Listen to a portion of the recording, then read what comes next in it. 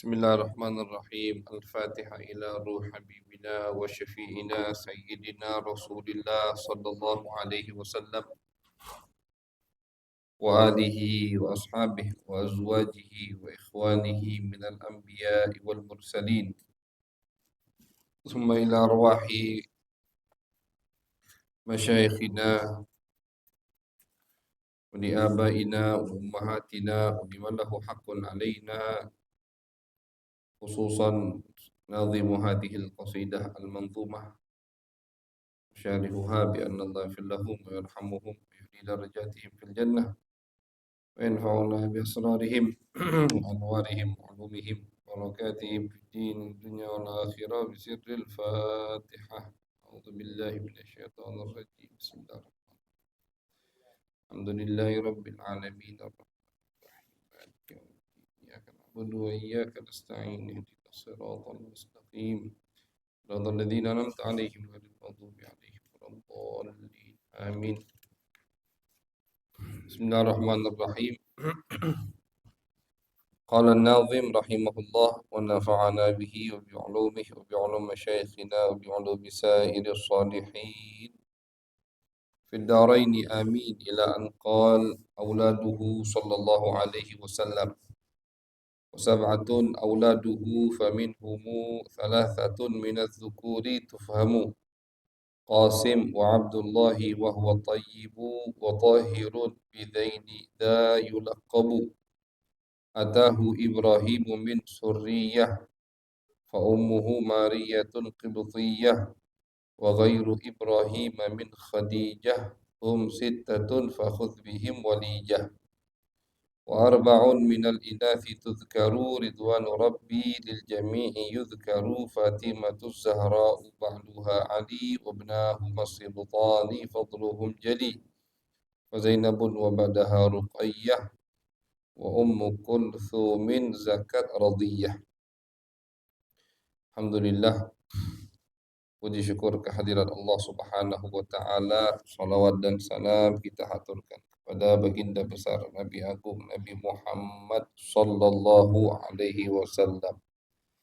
Masyarul hadirin wal hadirat jamaah yang dirahmati oleh Allah, kita sambung kajian daripada pembacaan nadhaman Aqidatul Awam, yang mana kita berada di bab terakhir, yaitu adalah bab yang berkaitan dengan baginda Nabi besar Muhammad sallallahu alaihi wasallam.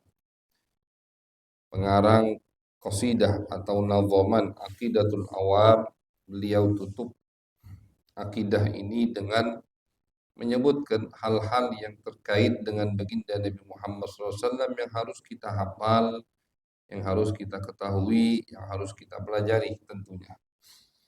Salah satunya yaitu auladuhu sallallahu alaihi wasallam, anak-anak Nabi Muhammad sallallahu alaihi wasallam. Baginda Nabi besar Muhammad sallallahu alaihi wasallam memiliki 7 anak. Memiliki 7 anak.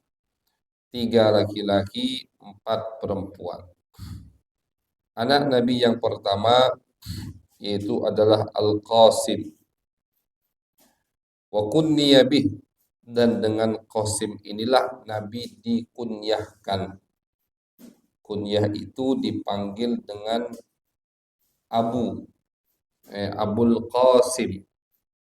Kalau diartikan ke bahasa Indonesia, bapaknya Qasim.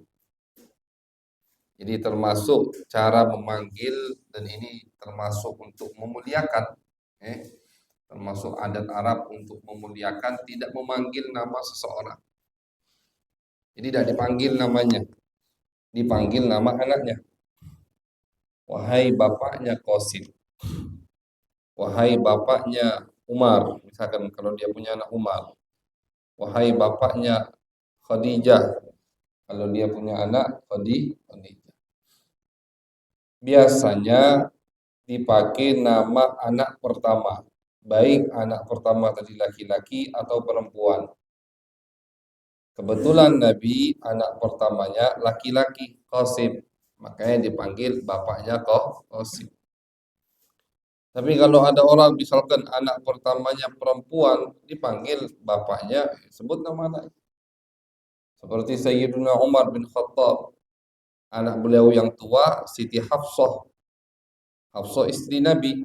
Maka beliau dipanggil ya Aba Hafsin, wahai bapaknya Hafsah, karena anak tuanya, anak pertamanya Siti Hafsah istri Nabi besar Muhammad sallallahu alaihi wasallam.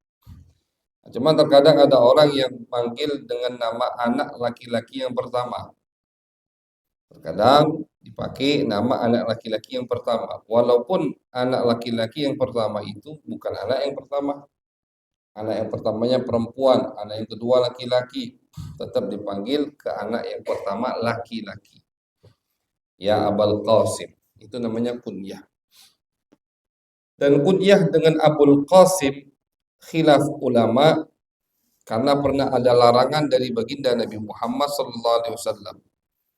Di zaman Nabi tidak ada khilaf, diharamkan orang menggunakan kunyah seperti kunyahnya Nabi. Jadi di zaman Nabi, walaupun ada orang yang punya anak namanya Qasim, bapaknya itu tidak boleh dipanggil Abul Qasim. Khusus kunyah tersebut, panggilan Abul Qasim tersebut khusus untuk Nabi Muhammad SAW.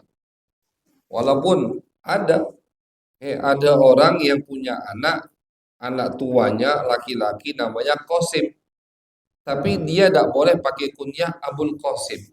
Bapaknya Qasim tidak boleh. Harus pakai kunyah yang lain. Pakai nama anak yang kedua, anak yang ketiga terserah. Pokoknya jangan pakai nama yang Qasim. Khusus kunyah Abul Qasim untuk baginda Nabi Muhammad SAW. Terjadi ada orang orang ganggu Nabi. Jadi dari Nabi itu udah sering diganggu. Iseng.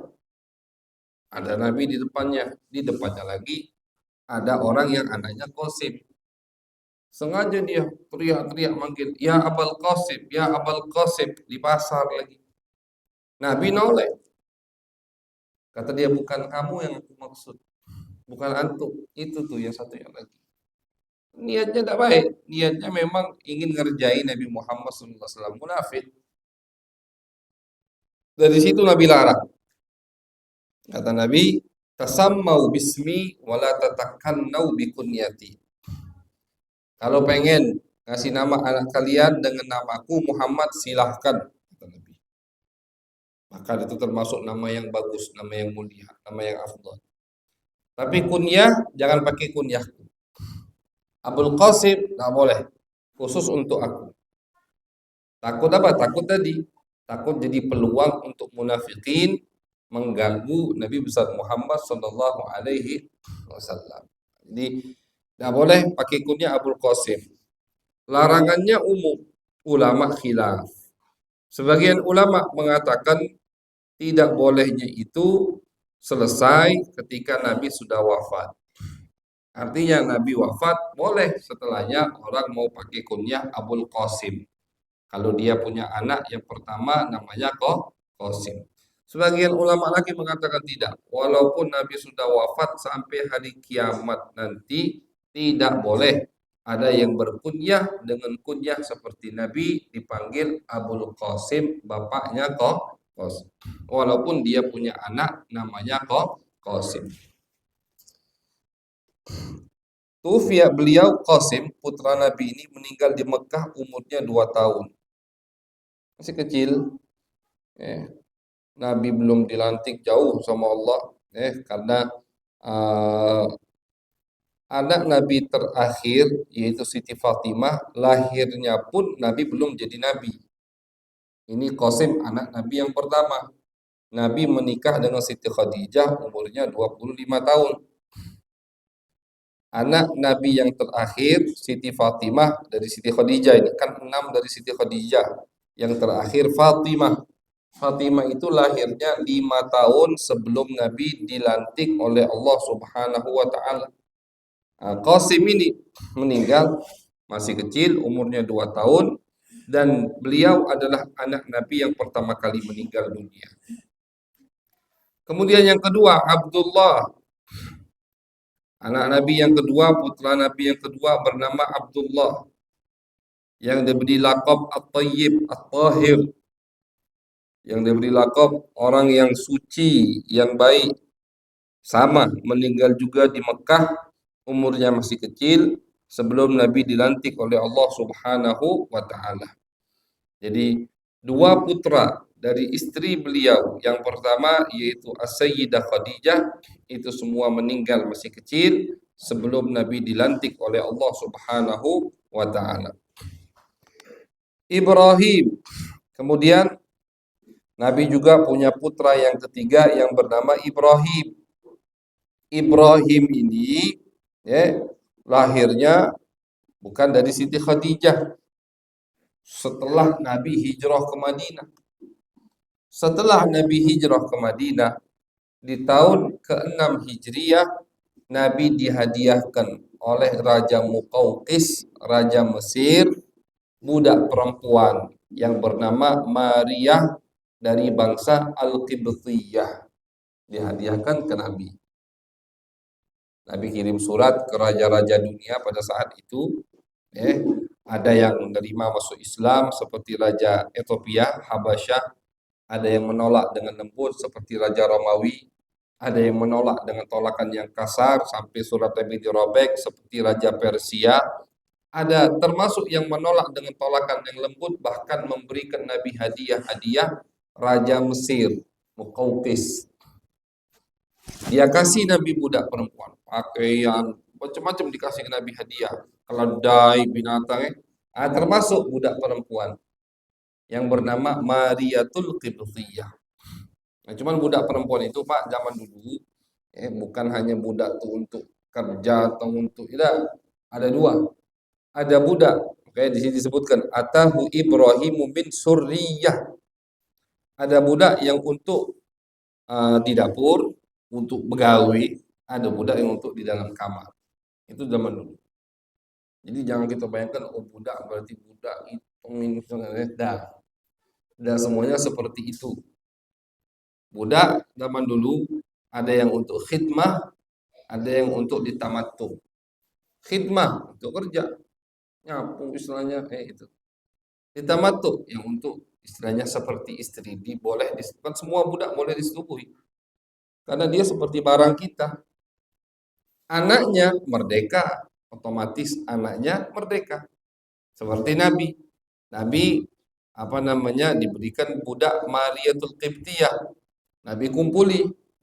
Ketika dikumpuli sama Nabi, lahir putra Nabi dan beliau beri nama Ibrahim. Ibrahim ini merdeka, tidak ikut status ibunya.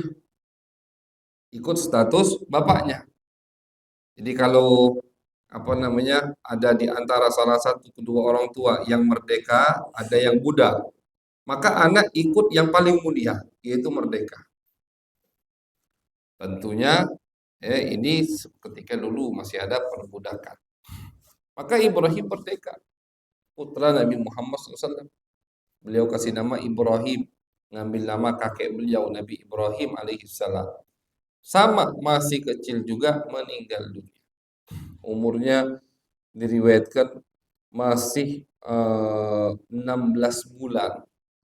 16 bulan masih nyusu. Ketika Ibrahim meninggal, Nabi menangis. Ya anak, Nabi bukan robot. Nabi manusia yang sempurna. Karena Nabi manusia yang sempurna, maka Nabi merasakan apa yang semua manusia rasakan ketika kehilangan anak mereka. Nabi menangis. Ibrahim di pangkuan Nabi meninggal dunia. Kemudian Nabi katakan, Ibrahim nanti di surga akan Allah lanjutkan bidadari untuk menyusuinya. Karena meninggal masih dalam keadaan menyusui. Ibrahim putra Nabi Muhammad SAW. Nah ini satu-satunya anak yang bukan dari Siti Khadijah. Qasim, Abdullah, yang laki, yang cowok, dari Siti Khadijah. 4 perempuan nanti bakal disebutkan dari Siti Khadijah. 1 yang cowok Ibrahim dari Siti Mariatul Qibtiyah. Bukan istri Nabi, budak perempuan, hamba sahaya perempuan milik baginda Nabi besar Muhammad sallallahu alaihi wasallam. Muslimah, beliau muslimah meninggal dan dikuburkan di Makkah. Maaf, di Madinah. Di Baqi, di situ ada kuburan pemakaman Siti Mariatul Qibtiyah. Kemudian putri Nabi yang pertama adalah Zainab. Zainab ini putri Nabi yang pertama, yang paling tua. Dinikahi oleh seorang laki-laki yang bernama Abul As Ibnu Rabi, sepupunya sendiri. Masuk Islam semua. Zainab, tentu semua putri Nabi masuk Islam. Jadi semua putra Nabi meninggal masih kecil. Putri Nabi semuanya menikah. Bahkan sempat semuanya hijrah ke kota Madinah. Nah, cuman sama, empat dari putri Nabi, tiganya itu meninggal di masa hidup baginda Nabi Muhammad SAW. Zainab meninggal di masa hidup Nabi, Ruqayyah meninggal di masa hidup Nabi, Ummu Kalsum meninggal di masa hidup Nabi. Jadi Nabi itu ngalami ditinggal 6 anak, 3 putra, 3 putri. 3 putra masih kecil semua.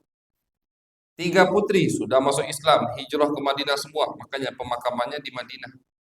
Kalau yang Qasim sama Abdullah tadi di Mekah, diriwayatkan di samping Siti Khadijah sekarang itu. Qasim sama Abdullah. Ibrahim di Madinah, karena Nabi sudah di Madinah, masih 16 bulan, cuma Nabi sudah di Madinah. 3 putri Nabi meninggal, Nabi di Madinah. Cuma 1 putri beliau yang meninggal setelah Nabi wafat, yaitu Siti Fatimah. Hanya Siti Fatimah yang meninggal wafat setelah baginda Nabi besar Muhammad sallallahu alaihi wasallam. Jadi semuanya udah dirasakan sama baginda Nabi besar Muhammad sallallahu alaihi wasallam. Maka beliau adalah suri tauladan yang sempurna untuk orang yang kehilangan istrinya. Nabi kehilangan istri beliau, Siti Khadijah. Untuk orang yang kehilangan orang tua, Nabi kehilangan orang tuanya. Untuk orang yang kehilangan pendukung, dekeng, penyemangat, Nabi kehilangan pamannya Abu Talib, Sayyidina Hamzah. Untuk orang yang kehilangan anaknya, 6 anak Nabi meninggal di kehidupan Nabi besar Muhammad sallallahu alaihi wasallam. Jadi semua yang dirasakan oleh umat itu sudah dirasakan oleh Nabi besar Muhammad. Nah, makanya beliau adalah suri tauladan yang sempurna untuk umat manusia. Semua bisa ditiru dari Nabi besar Muhammad sallallahu alaihi wasallam. Zainab menikah dengan laki-laki yang bernama Abul As, juga masuk Islam. Hijrah ke kota Madinah walaupun agak telat hijrahnya, tidak bareng dengan istrinya. Ketika Zainab masuk Islam, maka dipisahlah dia dengan suaminya gara-gara Islam. Kalau ada perempuan, 2 laki bini misalkan, kafir sama kafir, non muslim, tiba-tiba salah satunya masuk Islam, maka otomatis status suami istrinya terputus. Tidak boleh gabung lagi itu, Pak. Istrinya misalkan masuk Islam, suaminya masih kafir, otomatis hubungan suami istrinya terputus. Yang di rumahnya itu bukan suaminya lagi. Ketika dia jadi muslimah, maka yang di rumahnya bukan suaminya lagi. Tidak boleh serumah, putus hubungannya. Kalau suaminya kemudian nyusul masuk Islam, dinikahkan lagi, diakadkan lagi, sehingga pernikahan mereka terjadi di dalam hubungan Islam. Seperti putri Nabi. Zainab masuk Islam, ikut Nabi, hijrah bersama Nabi Muhammad. Suaminya belum, masih di Mekah. Sampailah di tahun keempat atau di tahun ketiga Hijriyah, artinya 3 atau 4 tahun setelah Nabi hijrah, kurang lebih jaraknya itu pisah sama Siti Zainab sama suaminya hampir 6 tahun. Baru suaminya hijrah masuk Islam dan dikembalikan lagi oleh Nabi dengan nikah yang baru, diakadkan lagi. Karena suaminya baru masuk Islam, diakadkan lagi. Begitu. Dari Zainab, Nabi punya cucu. Yang pertama namanya Ali. Zainab punya anak namanya Ali, meninggal masih kecil. Dan Zainab punya anak namanya Umamah, perempuan. 2 putra. Jadi Zainab punya anak 2, putra dan putri, cucu baginda Nabi besar Muhammad SAW. Siti Zainab meninggal di tahun ke-8 Hijriyah. Di tahun ke-8 Hijriyah beliau meninggal. Kemudian putri Nabi berikutnya Ruqayyah. Ruqayyah ini sebelum dinikahi oleh Sayyiduna Utsman bin Affan, ya, beliau dinikahi oleh Utbah, putranya Abu Lahab.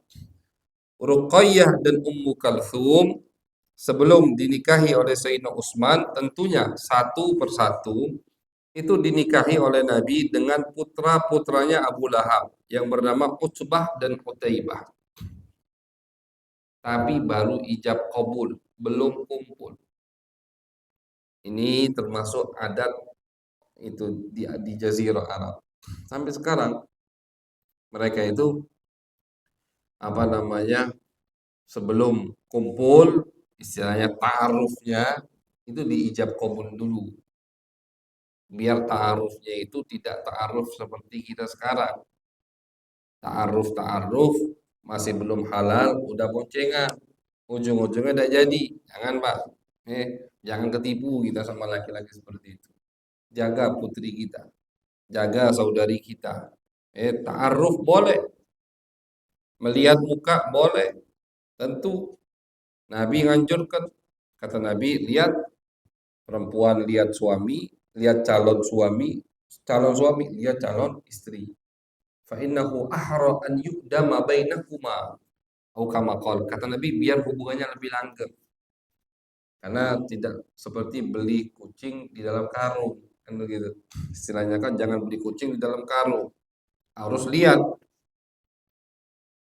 Ta'aruf dianjurkan, kenal, tapi ada batasannya. Bukan ta'aruf setahun lagi atau belum jelas kawin tiap malam minggu diajak itu. Itu bukan ta'aruf namanya. Ta'aruf boleh. Nah, makanya termasuk adat orang Arab dulu sampai sekarang masih dipakai. Mereka kalau sudah cocok misalkan mau menjodohkan putra dan putri mereka, diijab kabul, tapi tidak boleh kumpul. Setengah tahun, 1 tahun, normalnya 3 bulan sampai setengah tahun sampai sekarang.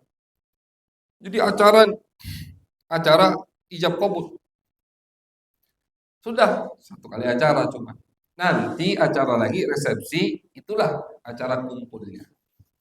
Setelah mereka ketemu, ngobrol, misalkan sudah sering cocok, nah, baru. Kadang ada yang batal. Nah, putri-putri Nabi yang bernama Ruqayyah dan Ummu Kalthum itu sudah Nabi ijab kabulkan dengan putra-putranya Abu Lahab sebelum dilantik oleh Allah Nabi. Abu Lahab ini kan apa namanya, paman Nabi, tetangga Nabi Muhammad, sampingan rumahnya, punya putra yang bernama Utsbah dan Utaibah, diijab kabulkan sama Nabi.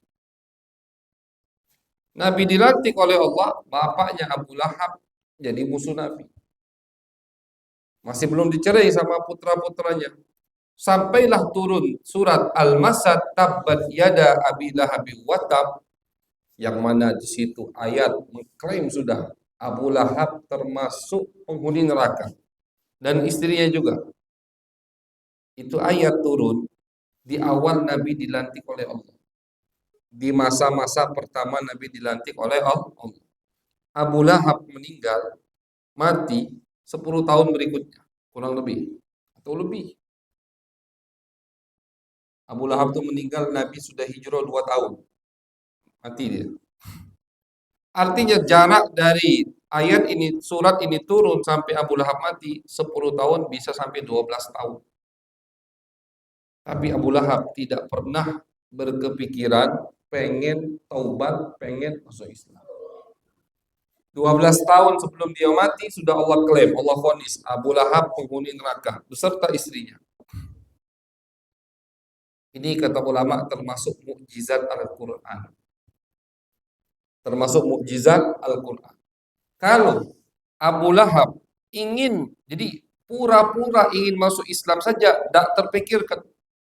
Kalau Abu Lahab, kata ulama ini, kalau Abu Lahab ingin mematahkan dakwah Nabi, ingin mendustakan Nabi Muhammad, apa yang dibawa Nabi itu bohong atau tidak benar, cukup Abu Lahab pura-pura masuk Islam. Ketika wahyu yang dibawa sama Nabi sudah mengklaim, memvonis hukum akhir, dah finish sudah. Abu Lahab dan istrinya penghuni neraka. Artinya apa? Tidak bakal masuk Islam. 12 tahun sebelum Abu Lahab mati. Kata ulama, kalau Abu Lahab cerdik, pengen mendustakan dakwahnya Nabi, tinggal masuk Islam. Pura-pura aja, ucapkan 2 kalimat syahadat, jadi munafik. Maka orang bingung. Loh, di Al-Quran, wahyu yang kamu bawa, wahai Muhammad, katanya Abu Lahab finnar, di api neraka, istrinya juga. Kok sekarang dia masuk Islam? Kalau dia masuk Islam berarti di mana? Di surga. Mana yang benar? Berarti yang kamu bawa wahyu itu salah, tidak pas dengan kenyataan. Nah, kan gitu tinggal. Untuk apa? Untuk meragukan umat dengan wahyu yang dibawa oleh Nabi Muhammad. Tapi karena Al-Quran dari Allah, Allah yang Maha Tahu, Allah yang membolak-bolak balikkan hati, Allah tidak pikirkan dia sama sekali untuk taubat atau untuk pura-pura masuk ke dalam agama Islam. 12 tahun dia hidup sudah tahu bakal masuk neraka. Makanya ketika ayat ini turun, murka Allah. Dia panggil dua anaknya, kata dia sama dua anaknya, aku tidak ngakui kalian bapak sampai kalian menceraikan dua putrinya Muhammad, kalian ceraikan. Akhirnya mereka ceraikan. Belum kumpul. Baru ijab kabul. Diceraikan sama dua putranya Abu Lahab. Setelah diceraikan, selesai masa iddahnya, Nabi nikahkan yang pertama Ruqayyah dengan Sayyidina Utsman bin Affan.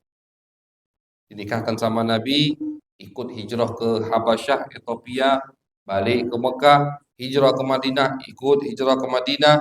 Di tahun kedua Hijriah, Siti Ruqayyah meninggal dunia. Ketika Nabi ingin perang, keluar dari Madinah, perang Badar di bulan Ramadan, Sayyidina Utsman tidak ikut berperang. Kenapa? Karena putri Nabi lagi sakit, istri beliau. Tapi Sayyidina Utsman tetap dicantumkan termasuk sahabat yang hadir di peperangan Badar.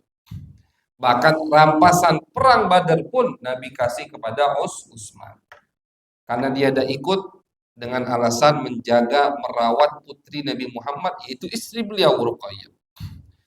Nabi menang dari peperangan Badar, ngirim utusan ke Madinah untuk memberikan kabar gembira. Orang Madinah baru selesai menguburkan Ruqayyah putri Nabi. Jadi Nabi pun tidak nemuin. Nabi lagi jihad, putrinya meninggal dunia. Pulang udah nggak ada Ruqayyah. Ruqayyah meninggal, Nabi nikahkan lagi Sayyidina Utsman dengan saudarinya Ummu Kalthum. Karena memang tidak boleh menggabung dua saudari sekaligus, haram hukumnya. Wa anta jema'u bainal ukhtain, dalam Al-Qur'an Allah sebutkan, ketika Allah menyebutkan siapa saja perempuan yang haram untuk kita nikahi, ibu kalian, putri kalian, saudari kalian, salah satunya ipar perempuan kalian. Selagi apa? Selagi saudarinya masih jadi istri kita atau masih hidup. Kalau udah dicerai atau sudah meninggal dunia, boleh menikahi saudari. Seperti yang terjadi kepada Sayyidina Utsman. Ruqayyah meninggal, Nabi nikahi Utsman dengan Ummu Kalthum. Kemudian nikah sama Sayyidina Utsman. Di tahun 9 Hijriah, Ummu Kalthum meninggal dunia. Jadi dari tahun 2 sampai tahun 9. 7 tahun. Ummu Kalthum sama Sayyidina Utsman 7 tahun. Ummu Kalthum pun meninggal dunia di tahun 9 Hijriah. Kata Nabi, kalau aku punya putri ketiga yang belum menikah, aku bakal nikahkan lagi dengan Utsman. Saking cintanya Nabi dengan Sayyidina Utsman. Makanya beliau diberi gelar Dzunnurain, orang yang mempunyai dua cahaya. Apa maksud dua cahaya itu? Yaitu dua putri Nabi Muhammad SAW, Ruqayyah dan Ummu Kalthum. Kata Nabi, kalau aku punya putri ketiga lagi yang belum menikah, aku akan nikahkan lagi dengan Utsman. Saking cintanya Nabi, tapi udah habis, tidak ada lagi. Lihat Allah Subhanahu Wa Taala milih. Asalnya mau dikasih kedua orang ini, karena bapaknya begitu dan anaknya Abu Lahab memang keji-keji. Ya, ada satu yang namanya Utaibah kalau tidak salah yang suaminya Ummu Kalthum itu jahat sekali sama Nabi kayak bapaknya. Keji. Akhirnya Nabi doakan, Allahumma sallin alaihi kilaban min kalbik. Ya Allah, binasakan dia dimakan hewan binatang buas. Abu Lahab, ini lucunya orang Mekah dulu. Abu Lahab pas dengar doa Nabi ini ketakutan luar biasa. Dia dengar sampai kepadanya Nabi mendoakan putranya yang bernama Utaibah dimakan binatang buas. Ketakutan. Kenapa ketakutan? Karena dia yakin Muhammad tidak bakal bohong. Jadi mereka itu, ya, kalau percaya dengan Nabi mungkin lebih percaya dari orang awam sekarang yang belum kenal Nabi. Mereka hidup sehari-hari sama Nabi. Mereka berikan Nabi gelar Al-Amin, orang yang sangat bisa dipercaya. Cuman mereka sombong, gengsi. Mereka pikir ketika ngikut Nabi jadi budak atau hamba sahaya Nabi, di bawah Nabi. Nabi nggak begitu. An-nubuwah, kenabian, wahyu yang beliau bawa bukan kerajaan. Makanya Nabi biasa. Nah, mereka salah paham. Maka yang sombong, gengsi, tidak mau ikut Nabi Muhammad. Kalau percaya, mereka percaya dengan Nabi. Banyak buktinya. Salah satunya Abu Lahab. Ketika Nabi mendoakan putranya yang bernama Utaibah karena menceraikan putri Nabi di depan umum, bukan hanya diceraikan, dipermalukan, maksudnya depan umum, keji lah pokoknya. Didoain sama Nabi. Akhirnya betul. Setiap putranya Utaibah ini ingin pergi keluar kota, itu Abu Lahab nyewa orang untuk menjaga putranya. Saking takutnya, kata Abu Lahab, kalau pas nak tidur, ya, dia di tengah. Kamu harus kelilingi dia. Istirahat misalkan di tengah gurun pasir, dia di tengah, kelilingi dia. Barang terus kalian dia di tengah. Tiap anaknya mau pergi dipesani begitu oleh Abu Lahab. Saking takutnya dengan doa Nabi, di malam yang di situ Allah kirim binatang buas, tidur mereka. Tidur mereka. Ini cerita dari salah satu yang hadir belum tidur. Datang binatang buas, Allah alam. Pokoknya binatang buas, ulama menyebutkan singa atau harimau macan. Dicium siko-siko sama binatang buas tuh. Bukan ini, bukan ini, bukan ini. Dicium siko-siko sama binatang buas. Dan sembarangan makan. Sampailah ke tengah, nah ini makannya. Memang diutus sama Allah, mapnya itu ke situ. Dicium satu-satu, udah dijaga oleh Abu Lahab, bodyguardnya keliling jaga.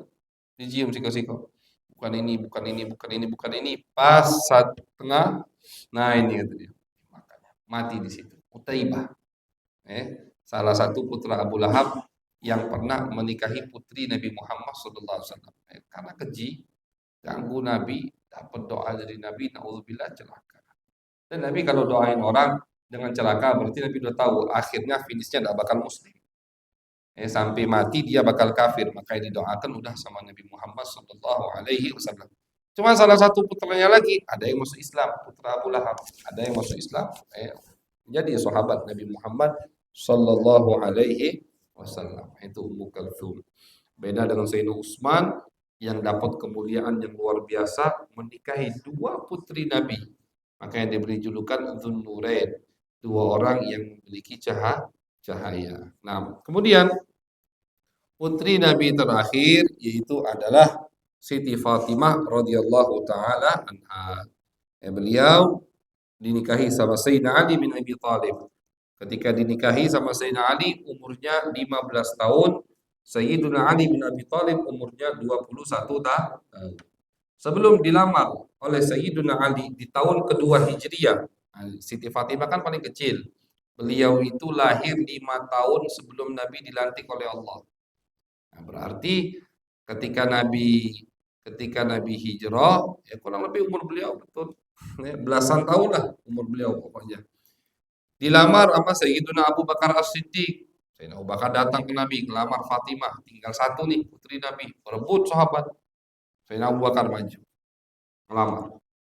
Nabi diam, tak jawab. Artinya bukan wahyunya dari Allah untuk Abu Bakar. Sadar diri, Sayyidina Abu Bakar, oh berarti bukan aku orang pilihan ini. Keluar. Gantian, Umar yang masuk. Umar ngelamar. Ditolak juga sama Nabi dengan diam, tak dijawab sama Nabi. Akhirnya dua orang ini datang ke Sayyidina Ali. Ali, coba kau yang masuk, kau yang ngelamar. Kata Sayyidina Ali, aku tidak punya apa-apa. Tidak punya apa? Tidak punya apa-apa Sayyidina Ali. Cuma baju besi yang aku punya. Kata dua, coba be lamar pokoknya, masuk be. Datanglah Sayyidina Ali melamar. Ketika Sayyidina Ali datang, Nabi tersenyum. Dilamar sama Sayyidina Ali, Nabi berkata, wahyu turun dari Allah untuk menikahkan Fatimah dengan Umayyah. Memang itu perintah dari Allah Subhanahu wa taala. Tidak mungkin Nabi nikahkan putrinya tanpa perintah dari Allah. Kalau orang yang dekat dengan Allah saja, umat dari umat Nabi Muhammad, itu tidak ngambil keputusan kecuali setelah istikharah macam-macam, apalagi ini Nabi Muhammad sallallahu alaihi wasallam. Dan Fatimah, putri tercinta Nabi Muhammad, putri yang paling perhatian dengan Nabi Muhammad. Karena mungkin beliau masih kecil, belum punya suami, jadi sangat mengayomi Nabi Muhammad, ngurusi Nabi Muhammad. Bahkan diriwayatkan setiap Nabi ingin keluar kota Madinah, rumah terakhir yang didatangi sama Nabi rumah Fatimah. Ketika Nabi baru tiba dari perjalanan jauh, tiba di kota Madinah, rumah pertama yang Nabi datangi rumah Fatimah, bukan rumah istri-istri, tapi rumah Fatimah. Karena Fatimah putri tercinta beliau. Dinikahi sama Sayyidina Ali, umur beliau 15 tahun, umur Sayyidina Ali 21 tahun, dinikahi. Kata Sayyidina Ali, ya Rasulullah, aku tidak punya apa-apa. Punya apa kau, kata Nabi? Punya baju besi inilah ya Rasulullah. Jual, kata Nabi, belikan buat mas kawin Fatimah. Tidak punya apa-apa untuk kawin. Itu orang dulu.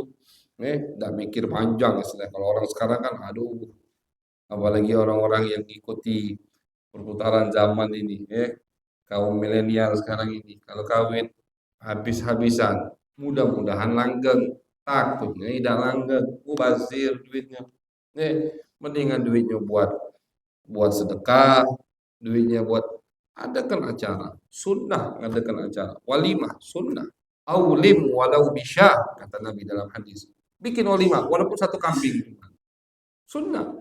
Cuman sampai ngabur-ngaburkan uang, sampai melakukan yang diharam di hari pernikahan, melakukan yang diharapkan oleh Allah. Coba kita pikir dengan akal sehat saja.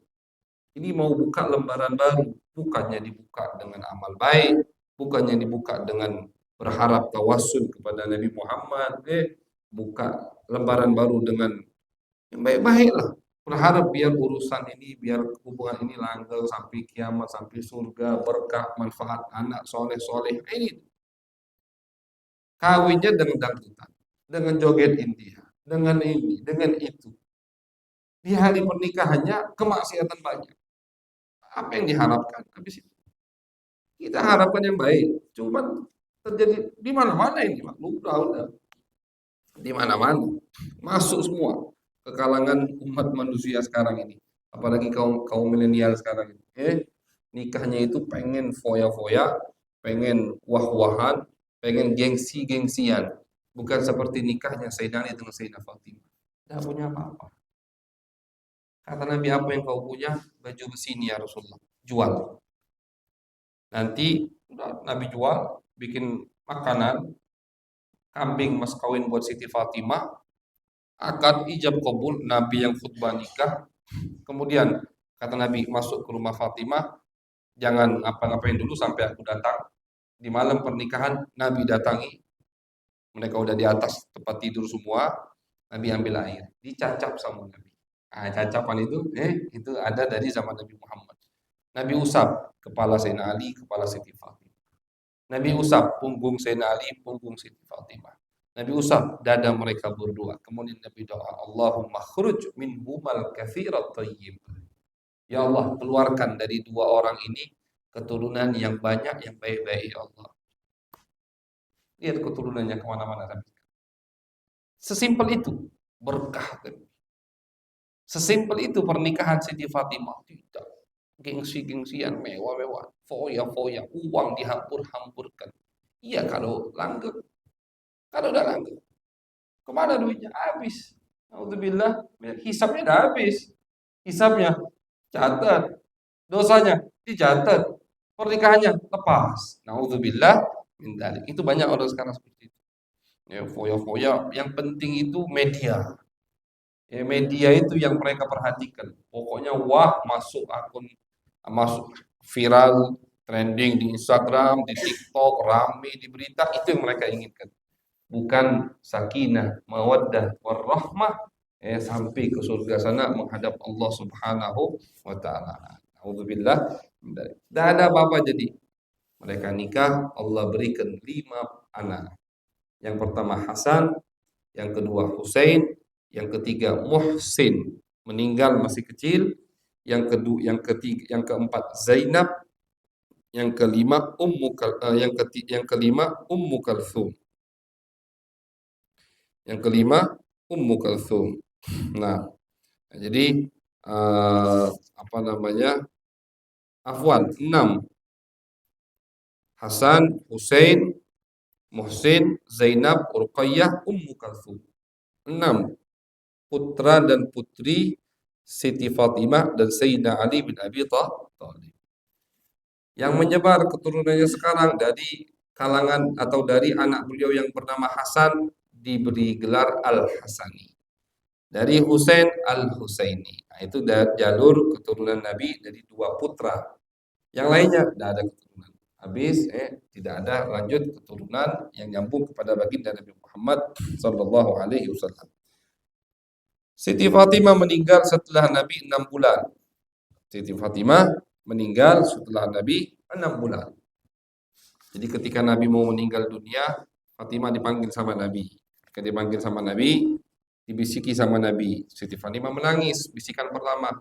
Habis itu ketika Nabi melihat dia menangis, dipanggil lagi sama Nabi, dibisiki lagi sama Nabi, senyum.